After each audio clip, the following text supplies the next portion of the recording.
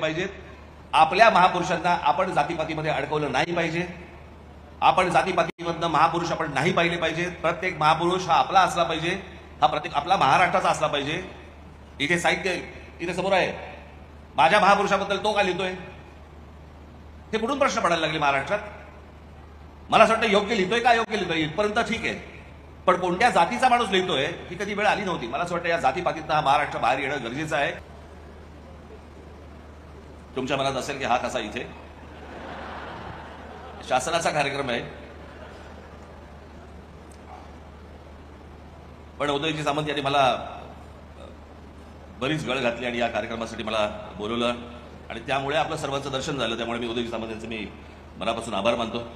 आज माझे मित्र रितेश देशमुख यांचा माझ्या हस्ते त्यांना पुरस्कार देण्यात आला. ही सगळी भाग्यवान माणसं, मी दिलं म्हणून नाही, पण यांना पुरस्कार मिळतात. आमच्या वाट्याला फक्त तिरस्कार असतो आणि तो घेऊन आम्हाला वाटचाल करत राहावी लागते. पण आज या मराठी भाषेसाठी म्हणून बऱ्याच गोष्टी आपल्याला करण्यासारख्या आहेत. सयाजीरावांनी सांगितलं आता की त्यांनी मराठीत भांडण कसं केलं आफ्रिकेतल्या माणसाशी. आपण आपल्या भाषेवरती ठाम राहिलं पाहिजे. जग त्याच्यानंतरच तुम्हाला दाद देतात. जशी फ्रेंच माणसं आहेत, जशी इतर देशांमधली माणसं आहेत, ते आपल्या देशाशी आपल्या स्वतःच्या भाषेबरोबर इतके प्रामाणिक असतात की तुम्हाला त्यांचा अभिमान वाटायला लागतो. अरे ही स्वतःच्या भाषेची केवढी प्रामाणिक आहेत, आपल्या देशात आहेत की. आणि जर बाकीची राज्य जर समजा स्वतःच्या भाषेबद्दल जर समजा अभिमान बाळगून असतील तर आपण दुसऱ्या भाषेमध्ये का बोलायला जातो. आपल्याकडची मुलं आपल्याकडची मुली ह्या हिंदीमध्ये बोलत जातात, इंग्रजीमध्ये बोलत असतात, पण एकमेकांना भेटल्यावरती हिंदीमध्ये बोलतात. कशासाठी बोलतात. आता आपल्या इथे राष्ट्रगीत लागलं होतं, काय राज्यगीत, जय जय महाराष्ट्र माझा. सांगून दाखवा भारतामध्ये कुठच्या राज्याचं राज्यगीत आहे. कोण म्हणतं जय जय आसाम माझा, असं कोण म्हणतं कसं मला. जय जय गुजरात माझा, जय जय तामिळनाडू, जय जय महाराष्ट्र माझा.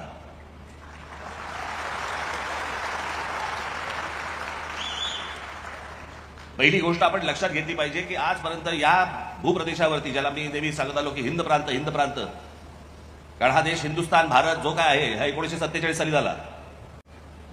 पण या संपूर्ण हिंद प्रांतावरती जी आक्रमणं झाली ती सगळी बाहेरून आली आहेत. या हिंद प्रांतावरती जर कोणी राज्य केलं असेल 125 वर्ष, या भागातल्या लोकांनी ते फक्त मराठ्यांनी केलं. इतर कोणी राज्य केलेलं नाही. बाकीचे आले ते सगळे बाहेरून आलेले लोक आहेत.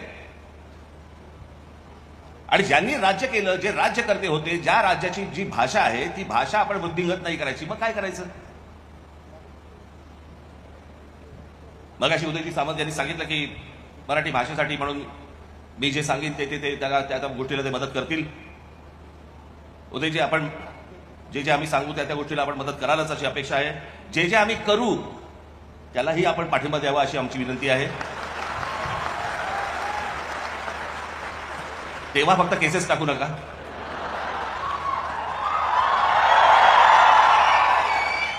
आतापर्यंतचा अनुभव सांगितला आपला, बाकी काही नाही. कारण जे करतोय ते महाराष्ट्रासाठी करतोय, जे मराठी भाषेसाठी करतोय, आमच्या परीने करतोय. तुमची बौद्धिक मशागत करण्यासाठी ही सर्व मंडळी बसलेली आहेत. तिथे मोरे साहेब बसलेले आहेत, बाकीची सगळी मंडळी बसलेली आहेत. आमच्या सदानंदराव मोरेंची व्याख्यानं तुम्ही युट्यूबवरती ऐका. ती ऐकल्यानंतर तुमच्या लक्षात येईल आपण मराठी आहोत म्हणजे काय आहोत.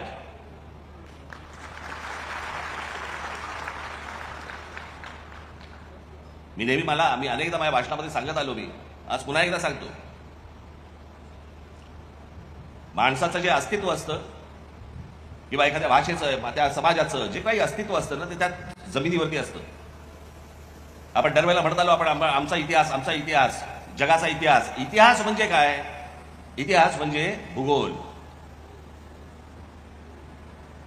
ॲडॉल्फ हिटलर असेल, नेपोलियन असेल, कोणी असेल, औरंगजेब असेल, कोणी असेल, मला हा भाग पादाक्रांत करायचा आहे, मला हा प्रदेश मिळवायचा आहे. तो मिळवल्यानंतर जो बनतो तो इतिहास. तुम्ही इतिहास काढून बघा सगळा. सगळा इतिहास काढल्यानंतर तुमच्या लक्षात येईल की आपण कशाला इतिहास म्हणतो आहोत. आणि ती एकदा जमीन तुमच्या पायाखालनं जर सरकली तुमचं अस्तित्वच राहत नाही. त्याच्यामुळे भूगोलाशिवाय इतिहास नाही. आज आपण साहित्य संमेलन भरवतोय, आज आपण मराठी भाषेसाठी सगळ्या गोष्टी करतोय, पण मराठी माणसाचं म्हणून जे अस्तित्व आपल्या ज्या शहरांमध्ये असायला पाहिजे, दिसायला पाहिजे, मला असं वाटतं राज्य सरकारने आणि आम्ही तुम्ही सगळ्यांनी मिळून ते टिकवलं पाहिजे. नुसत्याच फक्त प्रगतीच्या नावावरती जर आमच्याकडच्या जमिनी फक्त जाणार असतील आणि आमचीच लोक जर समजा आमच्याच राज्यामध्ये बेघर होणार असतील, मला असं वाटतं त्याला विकास नाही म्हणत. तो विकास नसतो. आपलं अस्तित्व पुसण्याचा तो एक प्रकारचा डाव असतो. मला असं वाटतं ती गोष्ट प्रत्येकाने समजून घेतली पाहिजे की आपण नेमकं काय करतो आहोत. प्रत्येकाने ही गोष्ट जपली पाहिजे की माझ्या इकडे एखादी एवढी समजा 5,000 एकर जमीन एखाद्या कंपनीने विकत घेतली. कंपनीने विकत घेतलीचा अर्थ काय की त्या 5,000 एकर मधली सगळी कुटुंब गेली बाहेर. कुठे गेली, काय गेली माहिती नाही. जर समजा आपण ह्या गोष्टी जर जपल्या नाहीत, आपण आपलंच राज्य जर जपलं नाही, मला सगळ्याकडच्या, मला आज काय कुठचं तुम्हाला कॉन्ट्रोवर्शियल किंवा असल्या प्रकारची गोष्ट सांगायची नाही, पण मला असं वाटतं की साहित्य इतिहासातनं काही आपण बोध घेणार नसू. इतिहास न वाचलेला बरा.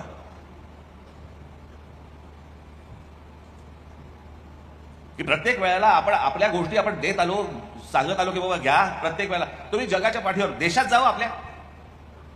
मी तुम्हाला साधी एक गोष्ट म्हणून सांगतो की आता 370 कलम हे काश्मीरमधनं रद्द झालं. ते झालं नाही झालं वगैरे वगैरे आपण त्या भानगडीत नको जाऊया. आता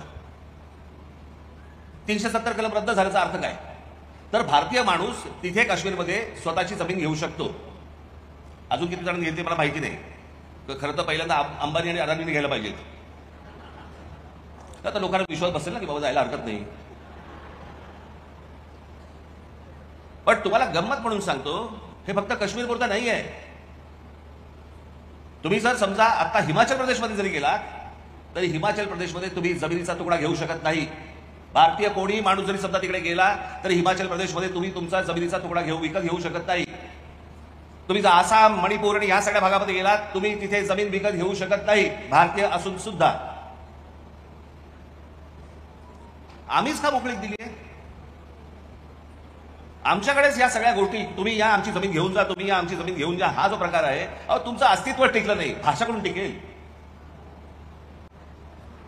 तुम्ही जर असाल तर भाषा टिकेल ना. माझी उदयजी सावंत यांना विनंती आहे की मराठी भाषेबरोबरच मला असं वाटतं राज्य सरकारने आपल्या मराठी माणसाचं अस्तित्व देखील तसं टिकवलं पाहिजे. ते टिकणार असेल तर मराठी भाषा टिकेल. उद्या ही अशी साहित्य संमेलन किंवा हे संमेलन आपण पुस्तक प्रदर्शनं भरवली आहेत. ही पुस्तक प्रदर्शनं, ही पुस्तकं आपण मुलांनी, नवीन येणाऱ्या मुलांनी वाचली पाहिजेत. मला असं वाटतं प्रत्येक गोष्टीमध्ये आपण जशी काट टाकतोय तशी साहित्यामध्ये देखील काट टाकली पाहिजे. आज माझी सगळ्या साहित्यिकांना माझी विनंती आहे, तुम्ही चांगलं असेल वाईट असेल काही असेल, पण मला असं वाटतं साहित्यिकांनी मार्गदर्शन केलं पाहिजे, साहित्यिकांनी बोललं पाहिजे, साहित्यिकांनी सांगितलं पाहिजे, मार्ग दाखवला पाहिजे. तो राजकीय असेल तर काही असेल. पूर्वीच्या काळामध्ये साहित्यिक बोलायचे. पूर्वीच्या काळी साहित्यिक राजकीय विषयांवरती आपलं मत मांडायचे. मला आता कोणी मत मांडताना दिसत नाही. कोणतेही सरकार असू देत, त्याचा काही विषय नाहीये की आज ह्यांचं सरकार आहे म्हणून किंवा त्यांचं सरकार, कोणाचंही नाही. मला असं वाटतं साहित्यिकांनी मार्ग दाखवला पाहिजे. साहित्यिकांनी या गोष्टी फक्त नुसती पुस्तकं येऊन चालणार नाही, त्यांनी मार्गदर्शन देखील केलं पाहिजे. चांगलं काय वाईट काय हे समाजाला सांगितलं पाहिजे. आम्ही तुमच्याकडे ज्यावेळेला आदराने बघतो, आदर्श म्हणून बघतो, त्यावेळेला मला असं वाटतं की आम्ही जशी तुमच्या पुस्तकांकडे आदराने पाहतो तसं आमची तुमची मतं काय आहेत याच्याकडे देखील आम्ही आदराने पाहिलं पाहिजे. जेव्हा साहित्यिक बोलायला लागतील तेव्हा माणसं ऐकायला लागतील. कोण साहित्यिक बोलतोय हे ऐकल्यावरती मला असं वाटतं त्यांची पुस्तकंही वाचायला घेतील. कारण दुसरीच काही पुस्तकं वाचली जाणार नाहीयेत. आज हळूहळू साहित्यामधले हे सगळे पुस्तक वाचनच मुळात कमी झालेलं आहे. कारण जे काय येते ते व्हॉट्सअपवर येते. आम्ही पाहतही नाही होते खरं आहे का खोटं आहे का काय आहे. परवा कोणी काही औषधं पण सांगायला लागले. आता घराघरात डॉक्टर झालेत. एक वेलदोडा घे, त्याच्यामध्ये थोडीशी हळद घाल, त्याच्यामध्ये थोडीशी एक वेलची घाल आणि माशाच्या लघवीचे थोडे 2 थेंब टाक. कोणी आणायचं माशाच्या लघवीचा थेंब? तो पाण्यात करणार. बघायचा कुठून जाऊन? हे असले ह्यांचे व्हॉट्सअप. आज जे मला असं वाटतं जे तुम्हाला प्रबोधन जे होईल ते मला असं वाटतं पुस्तकातूनच होईल. प्रत्येक मराठी मुलांनी, मुलींनी, तरुणींनी, तरुणांनी, सर्वांनी मला असं वाटतं पुस्तक, साहित्य हे वाचलं पाहिजे. त्यात आपण बोध घेतला पाहिजे. आंधळेपणाने कोणाच्याही मागे न लागता खरंच काय नक्की झालंय, काय कुठच्या गोष्टी आतापर्यंत होऊन गेलेल्या आहेत, आपला इतिहास काय आहे नेमका, मला असं वाटतं हे प्रबोधन तुमचं होणं गरजेचं आहे. त्यासाठी तुम्ही वाचणं गरजेचं आहे. आज या प्रकारचं जे संमेलन आज भरवलं गेलेलं आहे, या संमेलनामधनं ज्यावेळेला तुम्ही उठाल त्यावेळेला तुम्ही किमान 10 लोकांना तरी सांगितलं पाहिजे की जाऊन पुस्तक बघून ये आणि घेऊन ये. या पुस्तकांचा जेवढा प्रचार होईल, त्या पुस्तकातनं त्याच्या ज्ञानाचा जेवढा प्रचार होईल, मला असं वाटतं तो प्रत्येक मराठी माणसाच्या घरामध्ये गेला पाहिजे. तुम्ही तुमची भाषा जपली पाहिजे, मराठीचं अस्तित्व राहिलं पाहिजे. ते जर पुसणार असेल तर मला असं वाटतं असल्या संमेलनाला काही अर्थ उरत नाही. महाराष्ट्रामधल्या माझ्या मराठी बांधवाला, भगिनींना, मातांना माझी विनंती आहे, जिथे जिथे म्हणून तुम्हाला मराठी, महाराष्ट्र, मराठी भाषा जिथे जिथे तुम्हाला जपता येईल त्या ठिकाणी तुम्ही ती जपली पाहिजे. तरच हे वाढेल, मोठं होईल, घडेल, तरच जग आपली दखल घेईल. एवढं आपण सर्वांनी लक्षात घेतलं पाहिजे. मी इथे काही सल्ला द्यायला उभा नाहीये इथे, परंतु आज मराठीसाठी म्हणून आम्ही आमच्या बाजूने काम करत असतो, सरकारच्या बाजूने काम करत असतो. पण माझे मित्र रितेश देशमुख हे येत्या पुढच्या काळामध्ये छत्रपती शिवाजी महाराजांवरती एक प्रचंड मोठा चित्रपट आज ते निर्माण करत आहेत.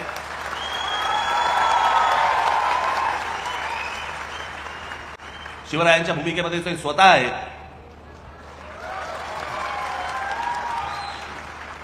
आताच मला असं वाटतं खूप मोठा एक चित्रपट आमच्या संभाजी राजांवरती येतोय आणि पुढच्या काही काळामध्ये रितेश देशमुख यांचा शिवाजी महाराजांवरचा चित्रपट आज येतोय. आपल्या महाराष्ट्रामधले आपले पुरुष, आपले महापुरुष हे आपण मोठे केले पाहिजेत. आपल्या महापुरुषांना आपण जातीपातीमध्ये अडकवलं नाही पाहिजे. आपण जातीपातीमधनं महापुरुष आपण नाही पाहिले पाहिजेत. प्रत्येक महापुरुष हा आपला असला पाहिजे, हा प्रत्येक आपला महाराष्ट्राचा असला पाहिजे. इथे साहित्य इथे समोर आहे. माझ्या महापुरुषाबद्दल तो का लिहितोय हे कुठून प्रश्न पडायला लागले महाराष्ट्रात. मला असं वाटतं योग्य लिहितोय का अयोग्य लिहितोय इथपर्यंत ठीक आहे, पण कोणत्या जातीचा माणूस लिहितोय ही कधी वेळ आली नव्हती. मला असं वाटतं या जातीपातीतनं हा महाराष्ट्र बाहेर येणं गरजेचं आहे. महाराष्ट्र हा मराठी म्हणून एकत्र येणं गरजेचं आहे. जशी बाहेरची राज्य, बाकीची